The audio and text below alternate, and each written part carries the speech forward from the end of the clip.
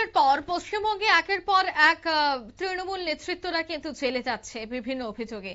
এবার জমি দখল এবং ধর্ষণের অভিযোগে গ্রেফতার হয়েছেন তৃণমূল নেতা। বাংলার নদিয়া জেলার হিজুলি রবীন্দ্রপল্লী এলাকায় ধৃতকে পুলিশ রিমান্ড চেয়ে আদালতে প্রেরণ করা হয়। জানা গেছে যে নদিয়ার হিজুলি রবীন্দ্রপল্লী এলাকার এক তৃণমূল নেতার বিরুদ্ধে শারীরিক নির্যাতন, জমি দখল এবং মিথ্যে মামলায় ফাঁসিয়ে জেল খাটানোর গুরুতর অভিযোগ তুলেছেন এক মহিলা। অভিযোগের ভিত্তিতেই নদিয়ার ধানতলা থানার পুলিশ অভিযুক্ত তৃণমূল নেতা বিশ্বজিৎ দাস ওরফে বিশুকে গ্রেফতার করেছে। আজ তাকে রানাঘাট মহকুমা আদালতে তোলা হয়।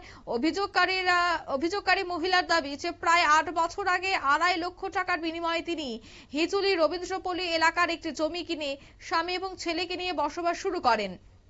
তার অভিযোগ যে ওই এলাকায় তৃণমূলের পঞ্চায়েত সদস্য বিশ্বনাথ দাস দীর্ঘদিন ধরেই তার ইচ্ছার বিরুদ্ধে শারীরিক সম্পর্ক স্থাপন করেন, এমনটাই অভিযোগ। মহিলার কি অভিযোগ শোনাবো একবার। তৃণমূলের মেম্বার আছেন বিশ্বনাথ দাস ওরূপে বিশু। তার সাথে আমার কিছু ঘটনা ঘটেছিল, যেটা আমি থানায় অভিযোগ করেছি। ঘটনাটা ঘটেছিল এই যে আমাদের দারিদ্রতা সুযোগ নিয়ে উনি আমার সাথে শারীরিকতা সম্পর্কে জড়াতে চেয়েছিলেন, যেটা আমি রাজি ছিলাম না।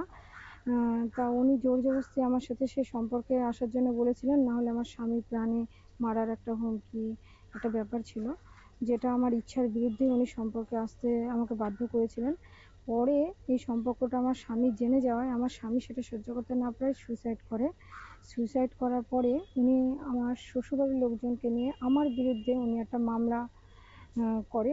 কেসটা হয়েছিল, তার জন্য আমাকে অনেকদিন সাজাও খাটতে হয়েছে, বিনা কারণে আমি সাজা কেটেছি। পরে আমি যখন বেরিয়ে আসি, আমার বাড়ি ঘর জায়গা জমি সম্পূর্ণ উনি সেটা জোরপূর্বক দখল করে নেয়। আপনারা শুনলেন, অর্থাৎ তিনি কিন্তু জানাচ্ছেন যে এই বিষয়ে তিনি মামলা করেছেন এবং দোষীর তিনি কঠোর শাস্তির দাবি চাইছেন। নিজের সম্পত্তি ফিরে পাওয়া এবং অভিযুক্তের নিরপেক্ষ এবং সুষ্ঠু তদন্তের দাবিতে তিনি প্রশাসনের দ্বারস্থ হয়েছেন। নিয়ে নিচ্ছি ছোট্ট একটি বিজ্ঞাপন বিরতি, সঙ্গে থাকুন।